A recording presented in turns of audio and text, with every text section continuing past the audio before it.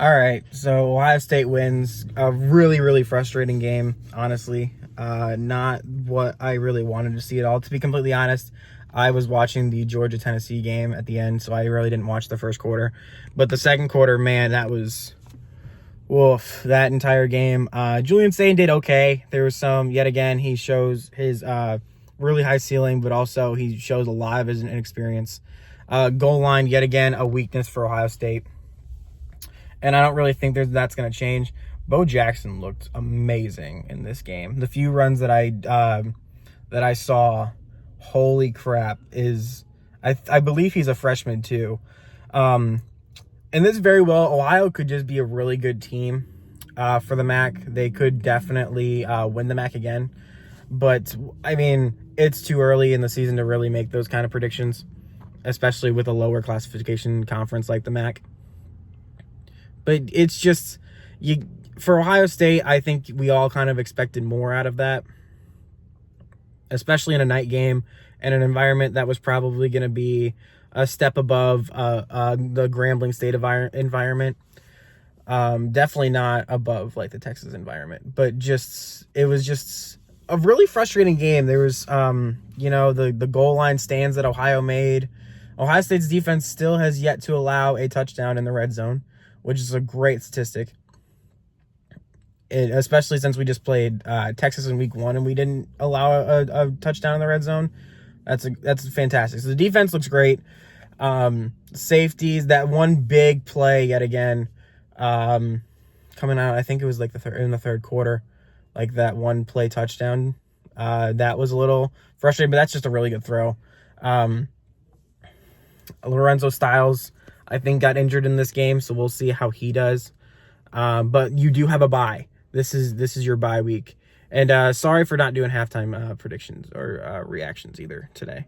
That will probably be like the Browns game tomorrow too. I'll probably just do a post game and just go through the entire game like this and not do halftime.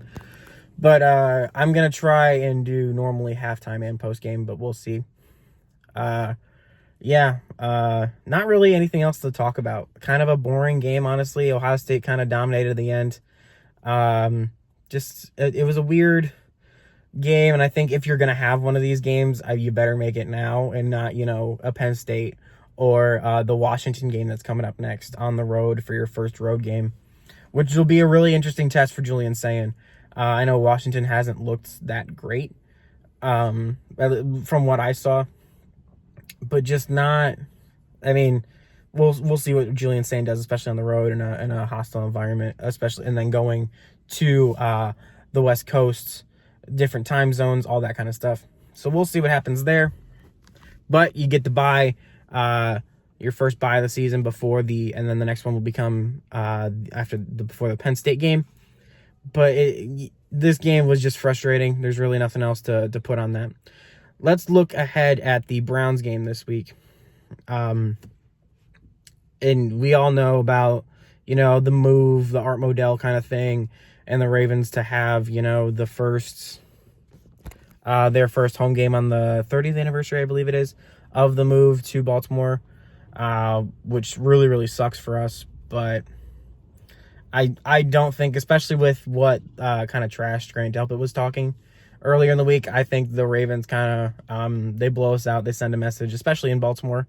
Flacco probably has one of his worst games as a Brown, especially against his defense, who's going to be coming off a really, really bad second half against Buffalo. And this Ravens team is going to be angry. Now, if the Browns come out and are competitive, I think they have a shot, obviously, if they're competitive. I don't see the Browns, just like dominating the Ravens or anything like that. So you gotta, I don't know. It's for that kind of stuff. It's just,